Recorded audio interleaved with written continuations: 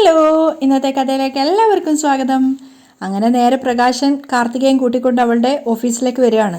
Office കണ്ട സമയത്ത് പ്രകാശൻ വിചാരിക്കുകയാണ്, എൻ്റെ അമ്മോ ഭയങ്കര സംഭവമാണല്ലോ. അതിനുശേഷം കാർത്തികയെ നോക്കുമ്പോൾ ആ സമയം വരെ കാർത്തിക പ്രതികാരത്തോടു കൂടിയാണ് പ്രകാശനെ നോക്കുന്നത്. പെട്ടെന്ന് തന്നെ അവൾ പുഞ്ചിരിക്കുകയാണ്. എന്നിട്ട് പ്രകാശന് പരിചയപ്പെടുത്തി കൊടുക്കുന്നുണ്ട്. കാർത്തിക ഫുഡ്സ്, ചെന്നൈയിലാണ് മെയിൻ ബ്രാഞ്ച്. ഓ, ഇവിടെ കേരളത്തിലെ ആദ്യത്തെ ബ്രാഞ്ചാണ് ഇത്. അതുപോലെ തന്നെ കേരളത്തിലെ ഹെഡ് ഓഫീസും ഇത് തന്നെ ആയിരിക്കും. പുഞ്ചിരിച്ചുകൊണ്ട് പ്രകാശിന് പരിചയപ്പെടുത്തി കൊടുക്കുകയാണ്. രണ്ടുപേരും കാറിൽ നിന്നും പുറത്തിറങ്ങിയപ്പോഴേക്കും വാച്ച്മാൻ കാർത്തികയോടായിട്ട് പറയുന്നുണ്ട്, മാഡം ഇന്റീരിയർ വർക്കിന്റെ ആളുകളൊക്കെ വന്നിട്ടുണ്ട്. ഓ, എന്നിട്ട് ശേഷം പ്രകാശിനോട് പറയാണ്, നിങ്ങൾ ഇവിടെ നിൽക്ക്, ഞാൻ പോയി അവരോടൊന്ന് സംസാരിച്ചിട്ട് വരാം. ഓ, പ്രകാശൻ സന്തോഷത്തോടു കൂടി സമ്മതിക്കുകയാണ്. കാർത്തിക അകത്തേക്ക് പോയപ്പോൾ വാച്ച്മാൻ വന്നിട്ട് പ്രകാശിനെ പരിചയപ്പെടുകയാണ്. പുതിയ ഡ്രൈവറാണല്ലേ? മാഡം നല്ലൊരു ഡ്രൈവറെ അന്വേഷിച്ചുകൊണ്ടിരിക്കുമായിരുന്നു. മാഡത്തിന് ഇഷ്ടപ്പെട്ട് കഴിഞ്ഞാൽ പിന്നെ ഒന്നും നോക്കാനില്ല, നിങ്ങളുടെ കാര്യം ഓക്കെയാ. അത് കേട്ടപ്പം പ്രകാശം പുഞ്ചിരിക്കുകയാണ്. എന്നിട്ട് അയാളോടായിട്ട് പറയുന്നുണ്ട്, സഹോദരാ, മാഡത്തിന് എൻ്റെ ഡ്രൈവിംഗ് നന്നായിട്ട് ഇഷ്ടപ്പെട്ടു. അതിനുശേഷം കുറച്ചൊരു ജാടയോടുകൂടി വാച്ച്മാനോട് ചോദിക്കുന്നുണ്ട്, അകത്തോട്ട് ഇരിക്കുന്നതിൽ കുഴപ്പമൊന്നുമില്ലല്ലോ അല്ലേ? ഏയ്, കുഴപ്പമൊന്നുമില്ല. അത് കേട്ടപ്പോൾ പുഞ്ചിരിച്ചുകൊണ്ട് അകത്തേക്ക് കയറുകയാണ്. കല്യാണി ഇൻറ്റീരിയർ ഡിസൈനിങ്ങിൻ്റെ ഓരോ കാര്യങ്ങൾ ഹരിയേട്ടനുമായിട്ട് ചർച്ച ചെയ്തുകൊണ്ടിരിക്കുമ്പോഴാണ് കാർത്തിക അങ്ങോട്ടേക്ക് കയറി വരുന്നത്. പുഞ്ചിരിച്ചുകൊണ്ട് കാർത്തിക ചോദിക്കുന്നുണ്ട്, കല്യാണി എന്തായി? അപ്പം കല്യാണി ചിരിച്ചുകൊണ്ട് പറയാണ്, അത്യാവശ്യം സ്പേസ് ഒക്കെ ഉണ്ട്. അപ്പം കാർത്തികയും പറയുന്നുണ്ട്, പെട്ടെന്ന് എല്ലാം ഒന്ന് അറേഞ്ച് ചെയ്ത് തരണം. അപ്പം ഹരിയേട്ടൻ കല്യാണിയെ പുകഴ്ത്തുകയാണ്. കല്യാണി മനസ്സ് വെച്ച് കഴിഞ്ഞാൽ പിന്നെ താമസമൊന്നുമില്ല മാഡം. പെട്ടെന്ന് തന്നെ മാഡം പ്രതീക്ഷിക്കുന്നതിനേക്കാളും നന്നായി കല്യാണി ഇൻറ്റീരിയർ ചെയ്തു തരും. അത് കഴിഞ്ഞ് കാർത്തിക പറയുന്നുണ്ട്, എന്തായാലും എനിക്ക് നല്ലൊരു ഡ്രൈവറെ കിട്ടി, ആള് മെക്കാനിക്ക് കൂടിയാ, അതിൻ്റെ സന്തോഷത്തിലാണ് ഞാനിന്ന്. കല്യാണിയും പുഞ്ചിരിക്കുകയാണ്. ഓ, അത് കേട്ടപ്പോൾ ഹരിയേട്ടനും പറയുന്നുണ്ട്, വിശ്വസ്തനായ ഒരു ഡ്രൈവറെ കിട്ടുന്നത് തന്നെ ഭാഗ്യമാണ് മാഡം. ഇയാളെ കണ്ടാലറിയാം ഇയാൾ ഒരു വിശ്വസ്തനാണ്. അയാളുടെ ഡ്രൈവിങ്ങിൻ്റെ രീതി നോക്കിയാൽ തന്നെ നമുക്ക് മനസ്സിലാവും. ആളുകളുടെ കംഫർട്ട് നോക്കിയാണ് അയാൾ വണ്ടി എടുക്കുന്നത്. എനിക്ക് ഡ്രൈവിംഗ് ഒക്കെ അറിയാം, പക്ഷേ ഏത് സമയത്തും മൊബൈലിൽ കോൾ വരും. ആ സമയത്ത് മൊബൈലും പിടിച്ചുകൊണ്ട് ഡ്രൈവ് ചെയ്യാൻ നടക്കില്ലല്ലോ. അതിനൊക്കെ കല്യാണി പുഞ്ചിരിച്ചുകൊണ്ട് തലയാട്ടുകയാണ്. ഇപ്പോഴത്തെ ട്രാഫിക് നിയമങ്ങളും അങ്ങനെയാണല്ലോ, കാർത്തിക ചിരിച്ചുകൊണ്ട് പറയുന്നുണ്ട്. അപ്പോഴേ എന്തൊക്കെ ചെയ്യാനാണ് പ്ലാനിങ് ഉള്ളത്? അപ്പം കല്യാണി പറയാണ്, മാഡത്തിന് എന്തെങ്കിലും ഐഡിയാസ് ഉണ്ടോ? ഏയ്, എനിക്കങ്ങനെ പ്രത്യേകിച്ച് ഐഡിയാസ് ഒന്നുമില്ല. വിദേശ രാജ്യങ്ങളിൽ പോലും ഇത്രയേറെ പേരെടുത്ത കല്യാണിയെ പോലൊരാളോട് ഞാൻ എന്തെങ്കിലും ഡിസിഷൻ പറയുമ്പോൾ അത് ഇത്തിരി ബാലിഷായി പോവും. അപ്പോൾ ഹരിയേട്ടൻ പുഞ്ചിരിച്ചുകൊണ്ട് പറയുന്നുണ്ട്, കല്യാണിക്ക് അങ്ങനെയൊന്നുമില്ല. ആവശ്യക്കാരുടെ ടേസ്റ്റ് അനുസരിച്ചാണ് കല്യാണി ഓരോന്ന് ഡിസൈൻ ചെയ്യുന്നത്. കാണുമ്പോൾ സിമ്പിളായിരിക്കും, എന്നാലും മൊത്തത്തിലും ആര് കണ്ടാലും കുറ്റം പറയില്ല. മാത്രമല്ല ആരാണ് ഇൻറ്റീരിയർ ചെയ്തതെന്ന് ചോദിക്കുകയും ചെയ്യും. അതാണ് എനിക്കും വേണ്ടത്. എന്തായാലും നിങ്ങൾ നിങ്ങളുടെ വർക്ക് തുടങ്ങിക്കോളൂ. ആ ഡ്രൈവറിനെ ഞാൻ പുറത്ത് നിർത്തിയിരിക്കുകയാണ്. എന്തായാലും അയാളെ അപ്പോയിൻറ്റ് ചെയ്ത സ്ഥിതിക്ക് അയാൾക്ക് കുറച്ച് അഡ്വാൻസും കൊടുത്തേക്കാം. അപ്പം കല്യാണി സമ്മതിക്കുകയാണ്. കാർത്തിക അവിടുന്ന് തിരിയുന്ന സമയത്ത് കല്യാണി വീണ്ടും ഇൻറ്റീരിയർ ഡിസൈൻ്റെ കാര്യങ്ങളെക്കുറിച്ചൊക്കെ ഹരിയേട്ടനുമായിട്ട് ഡിസ്കസ് ചെയ്യുകയാണ്. അപ്പം കാർത്തിക മനസ്സിൽ വിചാരിക്കുന്നുണ്ട്, കല്യാണി, നീ നിൻ്റെ ബാല്യകാലം മുഴുവൻ വെറുക്കപ്പെട്ടതായിട്ട് മാറിയത് നിൻ്റെ അമ്മയുടെ ഉദരത്തിൽ വെച്ച് തന്നെ നിന്നെ കൊല്ലാൻ നോക്കിയ, നിൻ്റെ ബാല്യകാലം മുഴുവൻ തൊഴുത്തിൽ കിടക്കേണ്ടി വന്ന ആ കാരണക്കാരനായ നിൻ്റെ അച്ഛൻ എന്ന് പറയുന്ന അയാളെ തന്നെയാണ് ഞാൻ എൻ്റെ ഡ്രൈവറാക്കിയിരിക്കുന്നത്. കാർത്തിക റിസപ്ഷനിൽ വന്ന സമയത്ത് വിസിറ്റിംഗ് ഏരിയയിൽ പ്രകാശം വെയിറ്റ് ചെയ്തിരിക്കുന്നുണ്ടായിരുന്നു. അയാളെ കണ്ടപ്പം പ്രതികാരത്തോടു കൂടിയാണ് കാർത്തിക നോക്കി നിൽക്കുന്നത്. പെട്ടെന്ന് പ്രകാശം തിരിഞ്ഞു നോക്കിയപ്പോഴേക്കും പുഞ്ചിരിച്ചുകൊണ്ട് പ്രകാശനോട് സംസാരിക്കുകയാണ്. നമുക്കെന്തെങ്കിലും കഴിക്കണ്ടേ? പ്രകാശൻ ചോദിക്കുന്നുണ്ട്, നമുക്ക് പോവണ്ടേ എന്ന് തിരിച്ചു ചോദിക്കുമ്പം അവൾ പറയാണ്, ഏയ് നമുക്ക് എന്തെങ്കിലും കഴിക്കാം. അപ്പം പ്രകാശൻ പറയുന്നുണ്ട്, ഏയ് എനിക്കൊന്നും വേണ്ട മാഡം, മാഡത്തിന് എന്തെങ്കിലും വേണമെങ്കിൽ ഞാൻ ഡ്രൈവ് ചെയ്ത് കൊണ്ടുപോവാം. എൻ്റെ ഡ്രൈവറാണെന്ന് കരുതി വിശന്നിരിക്കേണ്ട കാര്യമൊന്നുമില്ല. എനിക്കങ്ങനെ ആരെയും തൊഴിലാളിയായി കാണുന്ന ഒരു ശീലമൊന്നുമില്ല. പിന്നെ ശമ്പളമൊന്നും പറഞ്ഞില്ലല്ലോ. അപ്പം പ്രകാശം പുഞ്ചിരിച്ചുകൊണ്ട് പറയുന്നുണ്ട്, പിന്നെ അത് മാഡം എന്താണെന്ന് വെച്ചാൽ തീരുമാനിച്ചിട്ട് തന്നാൽ മതി, എത്രയായാലും കുഴപ്പമൊന്നുമില്ല. അപ്പം കാർത്തിക ചിരിച്ചുകൊണ്ട് പറയാണ്, ഞാൻ ചിലപ്പോൾ കുറച്ചായിരിക്കും പറയുന്നത്. അയ്യോ, അതൊന്നും സാരമില്ല മാഡം തന്നെ നിശ്ചയിച്ചോളൂ. പ്രകാശൻ അതിവിനയത്തോടെയാണ് സംസാരിക്കുന്നത്. പ്രകാശൻ തലതാഴ്ത്തിയിട്ട് നിൽക്കുന്ന സമയത്തൊക്കെ ദേഷ്യത്തോടു കൂടിയാണ് കാർത്തിക പ്രകാശനെ നോക്കുന്നത്. ഓ, എന്തൊരു വിനയം. പ്രകാശൻ അവളെ നോക്കുമ്പോഴേക്കും പുഞ്ചിരിക്കുകയാണ്. എന്നിട്ട് ബാഗ് തുറന്നിട്ട് ഒരു 10,000 രൂപ എടുത്തിട്ട് പ്രകാശിൻ്റെ നേരെ നീട്ടുകയാണ്. ദാ, ഇത് 10,000 രൂപയുണ്ട്, ഇത് അഡ്വാൻസ് ആയിട്ട് വെച്ചോ. അപ്പം പ്രകാശൻ 2 കൈയും നീട്ടി അത് വാങ്ങിക്കുകയാണ്. പ്രകാശം പുഞ്ചിരിച്ചുകൊണ്ട് നിൽക്കുകയാണ്. തിരിച്ചൊന്നും മറുപടി പറയുന്നില്ല. അപ്പം കാർത്തിക തന്നെ പറയാണ്, ശമ്പളം ഞാൻ പറഞ്ഞോളാം. ഒരു ഡ്രൈവറുടെ കയ്യിലാണ് യാത്രക്കാരൻ്റെ ജീവൻ ഇരിക്കുന്നത്. അവരെ സുരക്ഷിതമായി എത്തിക്കുന്നതിൽ ഡ്രൈവർക്ക് വലിയ പങ്കുണ്ട്. അതുകൊണ്ട് തന്നെ മറ്റാരെക്കാളും കൂടുതൽ ശമ്പളം അവർക്ക് കൊടുക്കണമെന്നാണ് ഞാൻ ആഗ്രഹിക്കുന്നത്. എന്ന് വെച്ചാൽ സാലറി ഒട്ടും കുറയില്ലെന്നർത്ഥം. കാർത്തിക ചിരിച്ചുകൊണ്ട് പറയാണ്. അപ്പം പ്രകാശ് വിനയത്തോടെ പറയുന്നുണ്ട്, അയ്യോ മാഡം, എന്താ മാഡം? മാഡത്തിന് അറിയാലോ, ഒരു അറ്റാക്ക് കഴിഞ്ഞ് നിൽക്കുക ഞാൻ. ഒന്നല്ല, ശരിക്കു പറഞ്ഞാൽ 2 അറ്റാക്ക് കഴിഞ്ഞു. അതിനു മുമ്പ് വേറൊരു ആവശ്യത്തിന് വേണ്ടി എൻ്റെ മകൻ്റെ ശബ്ദം തിരിച്ചു കിട്ടാൻ വേണ്ടി ഒരു കിഡ്നി വരെ കൊടുക്കേണ്ടി വന്നു. അങ്ങനെയുള്ളപ്പോൾ എല്ലാവരും തിരസ്കരിക്കപ്പെടുന്ന ഈ ഒരു നേരത്ത് എനിക്കൊരു ജോലി കിട്ടുക എന്ന് വെച്ചാൽ, കുറച്ച് പൈസ കിട്ടുക എന്ന് വെച്ചാൽ വളരെ വലിയൊരു ഉപകാരമാണ് മാഡം. ഇതിനകത്ത് ഒരു വിലപേശലുമില്ല, ഇത് തന്നെ ധാരാളം. അപ്പം കാർത്തിക് പറയുന്നുണ്ട്, അത് നമുക്ക് പിന്നീട് തീരുമാനിക്കാം. ഇൻറ്റീരിയർ വർക്കും കൂടെ കഴിഞ്ഞാലേ ഇവിടെ കമ്പനി സ്റ്റാർട്ട് ചെയ്യുള്ളൂ. അത് കഴിഞ്ഞാൽ തിരക്ക് കുറച്ച് കൂടുതലായിരിക്കും. പിന്നെ ഇവിടെ ക്യാൻറ്റീൻ ഉണ്ടാവും, രാവിലെ ഉച്ചക്കൊക്കെ അവിടുന്ന് ആഹാരം കഴിക്കാം. അപ്പം പ്രകാശം പുഞ്ചിരിക്കുകയാണ്. അതായത് പ്രത്യേകിച്ച് ചിലവൊന്നും ഉണ്ടാവില്ല എന്നർത്ഥം. ഇനി ഞാനില്ലാത്ത സമയങ്ങളിൽ പുറത്തു പോയിട്ട് പുറത്തുനിന്ന് ഭക്ഷണം കഴിക്കുകയാണെങ്കിൽ അതിൻ്റെ ബില്ല് ഇവിടെ കൊടുത്താലും മതി. അത്തരത്തിലുള്ള ഒരു ചിലവും ഇല്ല. എന്നാൽ പിന്നെ പ്രകാശം പൊക്കോ, എനിക്കിവിടെ കുറച്ചുകൂടി ജോലിയുണ്ട്.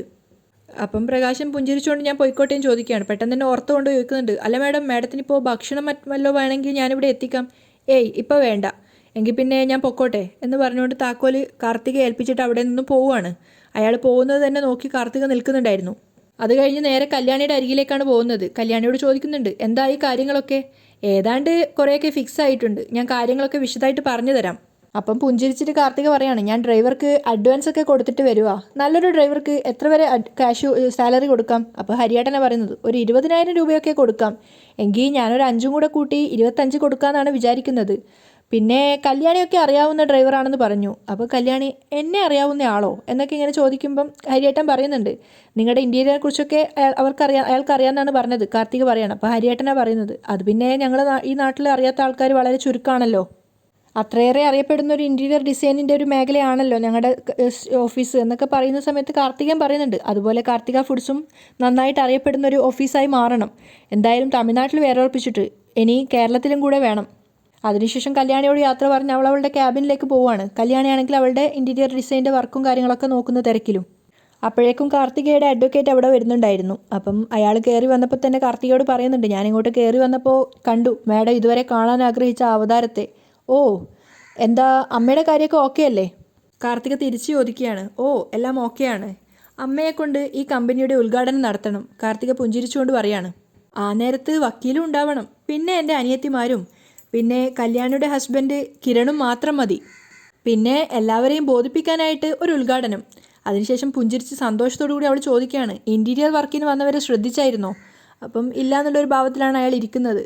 അതാണ് കല്യാണി. അവൾ മിടുക്കിയാ.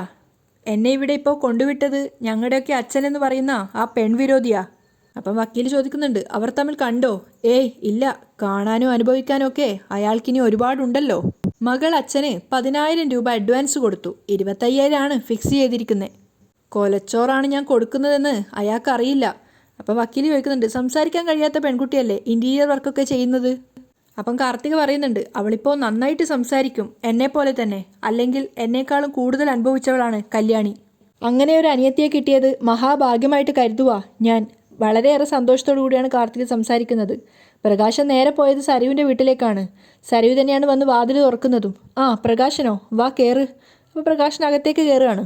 അകത്ത് കയറിയപ്പം സരുവ് പറയാണ്, ഞാൻ പ്രകാശൻ്റെ അമ്മയോട് ഇടയ്ക്കിടയ്ക്ക് പറയാറുണ്ട് പ്രകാശനോട് ഇടയ്ക്ക് ഇങ്ങോട്ടേക്ക് വന്ന് നിന്നൂടെയെന്ന്.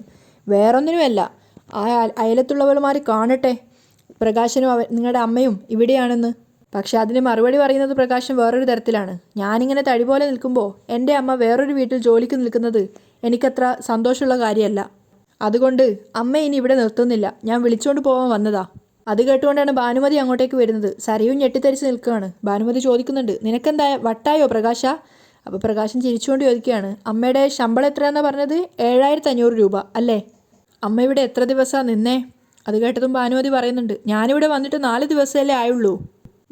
അപ്പോൾ 4 ഗുണം 250, 1000 അല്ലേ എന്ന് പറഞ്ഞുകൊണ്ട് പോക്കറ്റിൽ നിന്ന് 1000 രൂപ എടുത്ത് സരയുവിന് നീട്ടുകയാണ്. അപ്പോൾ സരയു ദേഷ്യത്തോട് ചോദിക്കുന്നുണ്ട്, എന്താ ഇത്? ഇപ്പോൾ അമ്മയെ വിളിച്ചുകൊണ്ട് പോയാലും ഞാനല്ലേ അങ്ങോട്ട് പൈസ തരേണ്ടത്? കണക്ക് പ്രകാരം അതെ, പക്ഷെ എൻ്റെ അമ്മ ഇവിടെ വന്ന് പണിയെടുത്ത സമയത്ത് നിങ്ങൾ കുറച്ച് ആഹാരങ്ങളൊക്കെ കൊടുത്തു എന്ന് പറഞ്ഞു. കുറച്ച് ഭക്ഷണം എനിക്കും കൂടെ അങ്ങോട്ട് കൊണ്ടുവന്നായിരുന്നു വീട്ടിലേക്ക്. അപ്പോൾ ആ ഭക്ഷണത്തിൻ്റെ പൈസ ഞാൻ തരാതിരിക്കുന്നത് മോശമല്ലേ? അതിൻ്റെ കണക്കിൽ പെടുത്തിക്കോ ആ 1000 രൂപ. അപ്പോൾ സരയു ഒന്നും ചെയ്യാതിരിക്കുന്ന കണ്ടപ്പോൾ സരയുവിൻ്റെ കൈ എടുത്തിട്ട് ആ കൈക്കുള്ളിൽ പൈസ വെച്ച് കൊടുക്കുകയാണ്. വാങ്ങിക്കുന്നേ.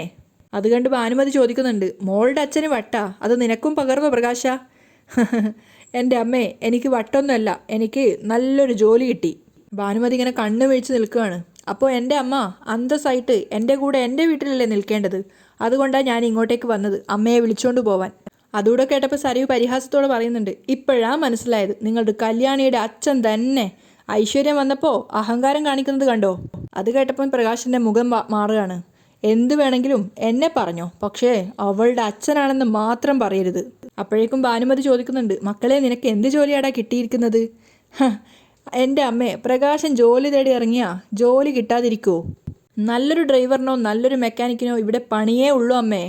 കുറച്ച് അബദ്ധങ്ങളൊക്കെ ഇടയ്ക്ക് പറ്റി, ഇനി അതെല്ലാം മറന്ന് സ്വസ്ഥമായിട്ടൊന്ന് ജീവിക്കണം. അപ്പോൾ സരയു ചോദിക്കുന്നുണ്ട്, അതിനുള്ള ആരോഗ്യമൊക്കെ ഇയാൾക്കുണ്ടോ? 1-2 തവണ നെഞ്ച് പണിമുടക്കിയതല്ലേ? അപ്പോൾ പ്രകാശൻ പറയുന്നുണ്ട്, ഈ ഭക്ഷണവും മരുന്നൊക്കെ നേരത്തിന് കഴിച്ചാലേ അതൊക്കെ അങ്ങ് ശരിയായിക്കോളും. അതുകൊണ്ട് ഇനി നെഞ്ച് പണിമുടക്കാനൊന്നും പോകുന്നില്ല. ഇനി എന്തായാലും എൻ്റെ മോനെ ജയിലിൽ നിന്നൊന്ന് ഇറക്കണം, എന്നിട്ട് സ്വസ്ഥമായിട്ട് ജീവിക്കണം. അതൊക്കെ കാണട്ടെ നിൻ്റെ അയൽവക്കത്തുള്ളവർ, അവിടെയും കൂടി കയറിയിട്ടേ ഒന്ന് പോകുന്നുള്ളൂ. അപ്പം ഭാനുമതി ചോദിക്കുന്നുണ്ട്, എന്നാൽ പിന്നെ ഞാൻ പൊക്കോട്ടെ കുഞ്ഞെ? എന്നാലും ഇത്ര പെട്ടെന്ന് നിങ്ങൾ പോകുന്നു ഞാൻ കരുതിയില്ല. സരയു തിരിച്ചു പറയാണ്. അപ്പം ഭാനുമതി വിഷമത്തോടെ പറയുന്നുണ്ട്, ഒരു ജോലി എനിക്ക് ആവശ്യമായിരുന്നു. പിന്നെ നിൻ്റെ അച്ഛൻ ഇങ്ങോട്ടേക്ക് വരുമ്പോൾ സൂക്ഷിച്ചല്ലേ നിൽക്കാൻ പറ്റൂ. അവന് വട്ടുണ്ടല്ലോ. ഷാരി ഇടയ്ക്ക് കണ്ടപ്പോൾ കൂടി പറഞ്ഞത് വെട്ടുകത്തിയും പിച്ചാത്തിയും ഒക്കെ അവൻ കാണാത്തടുത്ത് വെക്കണമെന്നാ. സരയു ഒന്നും മിണ്ടാതെ മുഖവും വിർപ്പിച്ച് നിൽക്കുകയാണ്. അപ്പം ഭാനുമതി പറയുന്നുണ്ട്, എന്നാൽ പിന്നെ ഞാൻ പോയിട്ട് വരാം, ഇനി ഇങ്ങോട്ട് വരല്ലേ? സരയു ദേഷ്യത്തോടെ പറയാണ്. മറുപടി പറയുന്നത് പ്രകാശനാണ്. വരില്ല, ഇനി എൻ്റെ കൂടെ, പ്രകാശൻ്റെ കൂടെ ആയിരിക്കും പ്രകാശൻ്റെ അമ്മ, എൻ്റെ സ്വന്തം വീട്ടിൽ. ഇനി ഞാൻ എൻ്റെ അമ്മയെ ഒരിടത്തും വിടില്ല. വാ അമ്മ, വാ വാ അമ്മേ എന്നും പറഞ്ഞുകൊണ്ട് ഭാനുമതിയുടെ കൈയും പിടിച്ച് അവിടുന്ന് ഇറങ്ങുകയാണ്. പുറത്ത് സിറ്റൗട്ടിലെത്തിയ സമയത്ത് ഭാനുമതി പറയുന്നുണ്ട്, എടാ മക്കളെ, നല്ല കൊഞ്ചു തീയൽ വെച്ചിട്ടുണ്ടായിരുന്നു. നിങ്ങൾക്ക് വേണ്ടുന്ന കൊഞ്ചും കരിമീനും ചെമ്മീനും ഒക്കെ ഞാൻ നല്ല ഹോട്ടലിൽ നിന്ന് വാങ്ങിത്തരാം. ആക്രാന്തം എന്നൊക്കെ പറഞ്ഞ അമ്മയും മോനും കൂടെ പരസ്പരം സുഖിപ്പിക്കുകയാണ്. അതിനു മുമ്പ് നമുക്കൊരു സ്ഥലത്തു കൂടെ പോവാനുണ്ട്, വാ എന്ന് പറഞ്ഞുകൊണ്ട് കല്യാണിയുടെ വീട്ടിലേക്കാണ് പോകുന്നത്. കല്യാണിയും കിരണും പുറത്തു പോയിട്ട് തിരിച്ചു വരുമ്പോഴാണ് പ്രകാശനും ഭാനുമതിയും കയറി വരുന്നത്. അപ്പം കല്യാണി മനസ്സിൽ വിചാരിക്കുന്നുണ്ട്, ഇവരെന്താ ഇപ്പോൾ എന്നൊരർത്ഥത്തിൽ. നേരെ വന്ന് കിരണിന് നേരെ ഓപ്പോസിറ്റ് നിന്നിട്ട് പ്രകാശൻ വീമ്പ് പറയാണ്, നിന്റെ ബിസിനസ്സൊക്കെ ചെറിയ കുഴപ്പത്തിലാണെന്ന് കേട്ടു. പൈസക്ക് വല്ല ആവശ്യമുണ്ടോ? പോക്കറ്റിൽ കൈവച്ചുകൊണ്ടാണ് പറയുന്നത്. എന്നിട്ട് പോക്കറ്റിൽ നിന്നും കാർത്തിക കൊടുത്ത പൈസ ഇങ്ങനെ എണ്ണി കാണിച്ചിട്ട് പറയാണ്, എത്ര വേണമെങ്കിലും തരാം, ചോദിക്കാൻ മടിക്കേണ്ട. കല്യാണിയും കിരണും ഒന്നും മിണ്ടാതെ അയാൾ എന്താ പറയുന്നതെന്ന് കേൾക്കാനുള്ള ആ ഒരു മനസ്സോടുകൂടി നിൽക്കുകയാണ്. അപ്പം പ്രകാശൻ അഹങ്കാരത്തോടെ പറയുന്നുണ്ട്, അന്ന് ഞാനൊരു ജോലി അന്വേഷിച്ച് വന്നപ്പോൾ നിൻ്റെ അമ്മയുടെയും പത്രാസ് ഞാൻ കണ്ടതാ. കല്യാണിയോടായിട്ടാണ് പറയുന്നത്. ആ ജോലിയുടെ ഒഴിവ് ഇപ്പോഴും ഉണ്ടെങ്കിൽ നീ വല്ല പട്ടിക്കും കൊണ്ടുപോയി കൊടുക്ക്, പുറത്തൊന്നും അന്വേഷിക്കണ്ട. ദാ കൂടെ തന്നെ നിൽക്കുമല്ലേ, കിരണിനെ കാണിച്ചുകൊണ്ടാണ് പറയുന്നത്. അപ്പം കല്യാണിക്ക് ദേഷ്യം വന്ന് അവൾ അയാൾക്ക് നേരെ വിരൽ ചൂണ്ടുകയാണ്. ദേ എന്താടി, എൻ്റെ നേരെ നിന്ന് വിരൽ ചൂണ്ടാനുള്ള ധൈര്യമുണ്ടോ നിനക്ക്? അപ്പം കിരണും വിരൽ ചൂണ്ടിക്കൊണ്ട് തന്നെയാണ് സംസാരിക്കുന്നത്. മുറ്റത്ത് വന്ന് നിന്ന് അനാവശ്യം പറഞ്ഞ വിരൽ ചൂണ്ടല്ല, തൻ്റെ കാരണം തന്നെ അടിച്ച് പൊട്ടിച്ചു എന്ന് വരും. അപ്പം ഭാനുമതിയാണ് പറയുന്നത്, അവർ വലിയ കാശുകാരി. എടാ നീ എന്ന് മുതലാ കാശുകാരായതെന്നൊക്കെ ഞങ്ങൾക്കറിയാം. അറിയാലോ, എന്നാൽ രണ്ടുപേരും ഇവിടുന്ന് പോവാൻ നോക്ക്. അപ്പോൾ കല്യാണി പറയുന്നുണ്ട്, ജോലി തേടി ഇവിടെ വന്നു, അത് കിട്ടില്ലെന്നറിഞ്ഞപ്പോൾ രണ്ടുപേരും തനി സ്വഭാവം പുറത്തെടുക്കുക. അപ്പം പ്രകാശൻ പുച്ഛത്തോടെ പറയാ, അന്ന് ജോലി അന്വേഷിച്ച് ഇവിടെ വന്നപ്പോൾ ഇവള് കരുതി ഞാൻ ഇവളുടെ കാൽ കീഴിൽ നിൽക്കുമെന്ന്. അതിനൊന്നും അല്ലടി ഞാൻ വന്നത്, നിൻ്റെയൊക്കെ സന്തോഷം കാണാൻ, നിന്നെയൊക്കെ ഒന്ന് പരീക്ഷിക്കാൻ. അന്ന് നീ എനിക്ക് ജോലി തന്നിരുന്നെങ്കിലും നിൻ്റെ മുഖത്തടിച്ച് ഞാൻ പോയേനെ. അപ്പോഴേക്കും കല്യാണി പുച്ഛത്തോടെ ചിരിക്കുകയാണ്. അത് കേട്ടുകൊണ്ടാണ് ദീപ അങ്ങോട്ടേക്ക് വരുന്നത്. അപ്പം പ്രകാശൻ കളിയാക്കിക്കൊണ്ട് പറയാണ്, അമ്മേ ദാ വന്നിരിക്കുന്നത് ആരാണെന്ന് നോക്ക്. ഭാനുമതിയും പരിഹസിക്കുകയാണ്, അയ്യോ ഇതാര്, എൻ്റെ മരുമോളല്ലയോ? മരുമോളല്ലമ്മേ, പഴയ മരുമോൾ. അന്ന് ഞാൻ ജോലി തേടി ഇവിടെ വന്നപ്പോൾ എന്തൊരു ഷോ ആയിരുന്നടി നീ എന്നോട് കാണിച്ചത്. നിൻ്റെ മോള് വളർന്ന് പന്തലിച്ചപ്പോൾ, നിനക്കൊരു മണ്ടനെ മരുമോനായി കിട്ടിയപ്പോൾ അതുപോലെയുള്ള വാക്കുകളൊക്കെ നീ എന്നോട് പറയാൻ തുടങ്ങിയല്ലേ, അതും മുഖത്തോട് മുഖം നിന്നുകൊണ്ട്. തനിക്കിപ്പോൾ എന്താണോ വേണ്ടത്? അവർ തിരിച്ചു ചോദിക്കുകയാണ്. എനിക്കൊന്നും വേണ്ട, എൻ്റെ അമ്മ ഇവിടെ പണിയെടുക്കുമായിരുന്നു തൊട്ടപ്പുറത്തെ വീട്ടിൽ, അവരെ വിളിച്ചോണ്ട് പോകാൻ വന്നതാ. അമ്മ 4 ദിവസം അവിടെ പണിയെടുത്തിട്ടുണ്ടായിരുന്നല്ലോ, അതിൻ്റെ കാശ് കൊടുത്തു. അവൾ അമ്മയ്ക്കല്ല, ഞാൻ അവർക്ക്. പിന്നെ ഇവിടെ ജോലി അന്വേഷിച്ച് ഞാൻ വന്നായിരുന്നല്ലോ, അപ്പോൾ ഇവർക്കും എന്തെങ്കിലും കാശ് വേണോ എന്നറിയാൻ വേണ്ടി വന്നതാ. പിന്നെ നിനക്കും വല്ലതും വേണമെങ്കിൽ അതും തരാമെന്ന് കരുതി. അപ്പം ദീപ കളിയാക്കുന്നുണ്ട്, ഒരുമിച്ച് താമസിച്ചപ്പോൾ പോലും അങ്ങനെ ഒരു സമ്പ്രദായം ഉണ്ടായിട്ടില്ലല്ലോ, ഒന്നും എൻ്റെ കയ്യിൽ കൊണ്ട് തന്നിട്ടില്ല. പിന്നെ ഇപ്പോൾ തൻ്റെ നക്കാപ്പിച്ച ഞങ്ങൾക്കെന്തിനാ? നക്കാപ്പിച്ച അല്ലേ? പ്രകാശൻ ദേഷ്യത്തോടെ ചോദിക്കുകയാണ്, നിന്റെ വാക്കുകൾ എങ്ങോട്ടാ പോകുന്നതെന്ന് നിനക്ക് മനസ്സിലായോ? എടി, ഐശ്വര്യം വരുമ്പോൾ അഹങ്കരിക്കുന്നവർ ജീവിതത്തിൽ നന്നായിട്ടില്ലടി. അതുപോലെ തന്നെയാ നീയും, ഒരു കാലത്തും ഗുണം പിടിക്കാൻ പോകുന്നില്ല. അപ്പം കല്യാണി കളിയാക്കിക്കൊണ്ട് പറയാണ്, അത് തന്നെയാണ് ഞങ്ങൾക്കും പറയാനുള്ളത്. എന്തോ ചെറിയ ആശ്വാസം കിട്ടിയിട്ടുണ്ട്. അതിൻ്റെ അഹങ്കാരാ ഇപ്പോൾ ഈ കാണിക്കുന്നത്. അപ്പം ഭാനുമതിയും പറയാണ്, പിന്നെ നിനക്കൊക്കെ മാത്രം കാണിച്ചാൽ മതിയോ അഹങ്കാരം? ഞാൻ അയലത്തിൽ നിന്ന് മുറ്റടിക്കുമ്പോഴേ എൻ്റെ മുഖത്തോട്ട് പോലും നോക്കത്തില്ല ഒരെണ്ണവും. മുഖം തിരിച്ചോണ്ടാ പോകുന്നത് ഓരോന്നും. അപ്പം ദീപ പറയാ, നിങ്ങളും ഞങ്ങളും തമ്മിൽ ഒരു ബന്ധവുമില്ല, പിന്നെ ഞങ്ങളെന്തിനാ നിങ്ങളെ നോക്കുന്നത്? കിരണും പറയുന്നുണ്ട്, കാഴ്ച കാണാൻ കൊള്ളാവുന്നവരെ നോക്കിയിട്ടേ കാര്യമുള്ളൂ. കാഴ്ച കാണാൻ കൊള്ളാവുന്നത് ആരെയാ? നിന്നെയോ അതോ ഇവരെയോ? പ്രകാശനും വിട്ടുകൊടുക്കുന്നില്ല. ദിവസവും ഇവരെ കാഴ്ച കണ്ടോണ്ടിരിക്കല്ലേ നീ എഴുതി വെച്ചോ കിരണേ, നിന്റെ ജീവിതം ഇനി ഇരുട്ടിലാവാൻ പോവുക. അതിന് മറുപടി പറയുന്ന ദീപയാണ്, എൻ്റെ മോളെയും മരുമോനെയും ശപിക്കാൻ നിൽക്കാതെ ഇറങ്ങിപ്പോകുന്നുണ്ടോ? ഇനി ഒരു നിമിഷം പോലും നിങ്ങളിവിടെ നിൽക്കരുത്. നിന്നാ നീ എന്ത് ചെയ്യും? അയാൾ തിരിച്ചു ചോദിക്കുക. അപ്പോൾ കിരണ് പറയുന്നുണ്ട്, നെഞ്ച് പണിമുടക്കി നിൽക്കുക. കൈ ചുരുട്ടി ഒന്ന് തന്നാ ഇവിടെ ചുരുണ്ട് കിടക്കും. അതേടാ, നെഞ്ച് പണിമുടക്കി ഇരിക്കുന്നത് കൊണ്ട് നിന്റെ ഒരു ഇടി കൊണ്ടാ ഞാൻ ചിലപ്പോൾ ഇവിടെ കുഴഞ്ഞു വീണ് മരിക്കും. പക്ഷെ അങ്ങനെ മരിക്കാൻ നടക്കുന്നവനെ ഒരാളെ കൊല്ലാൻ ഒരു പേടിയുമില്ല. കല്യാണിയെ നോക്കിക്കൊണ്ടാണ് പ്രകാശം പറയുന്നത്. അങ്ങനെയാണ് ഇന്നത്തെ എപ്പിസോഡ് വൈൻഡപ്പ് ചെയ്യുന്നത്.